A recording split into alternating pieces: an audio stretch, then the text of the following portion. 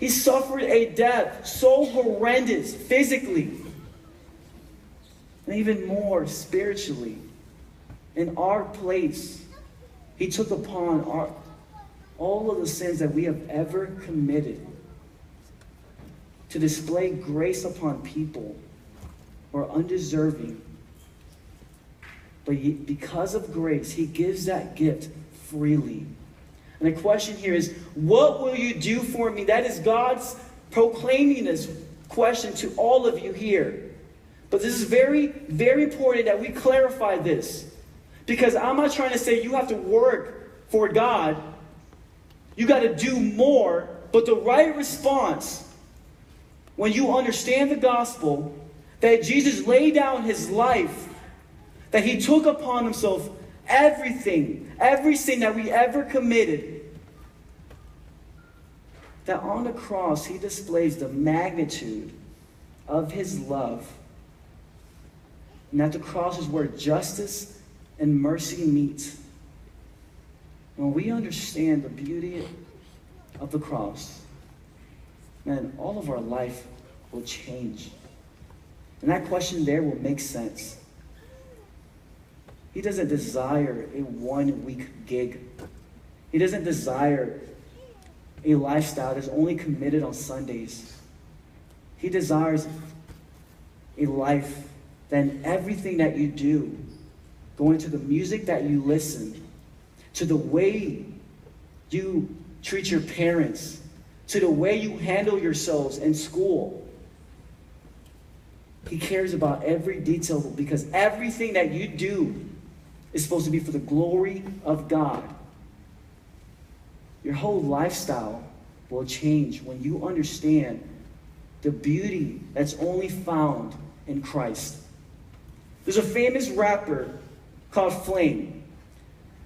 And because of Saul, right, he showed me this. And I said, you know what, this is some really deep stuff. And I love this because it paints this great picture of this battle that we go through in our hearts. Where he says, I thought I could trust you. He's speaking to his heart, right? He's speaking to his heart here. I thought I could trust you. But dog, I'm disgusted. I thought you were innocent. Till I read the 5th verse in the 6th chapter of Genesis. Since it's been nothing but inconsistency in my life, I hate you. I wish I could take you and break you tonight because I'm tired of your suggestions. I'm tired of your reflections. I'll never trust you again. And if I ever trust you again, just know it's just a lust that's within.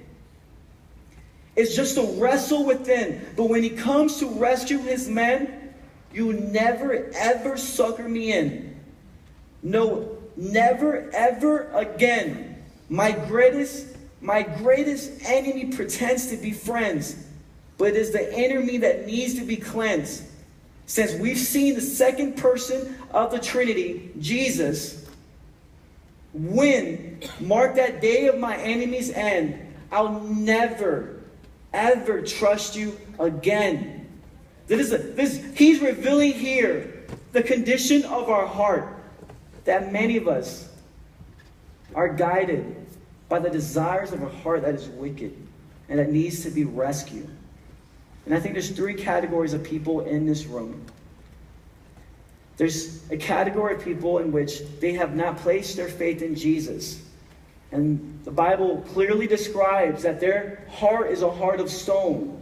They don't have a relationship with Jesus. Their heart is a heart of stone.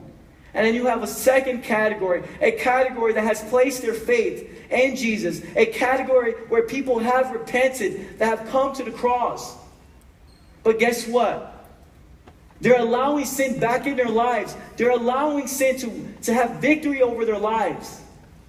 And this person consistently every day is allowing and giving up in this area of their life. There's no fight in the flesh. There's no battle going on. They're allowing sin to conquer their life. And then you have the third and final.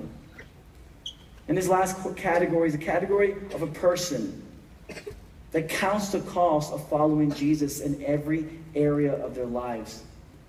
A life that's not perfect. But a person who's every day fighting this battle, not with their effort, but by the power of the gospel. And their posture is a posture of surrender. Their posture is a posture of, this is how we fight. You know how there's victory over your sin? By surrendering and reflecting back on the victory of the cross, because this battle, this war has already been won. There's nothing more to add to it. And by going back to the cross,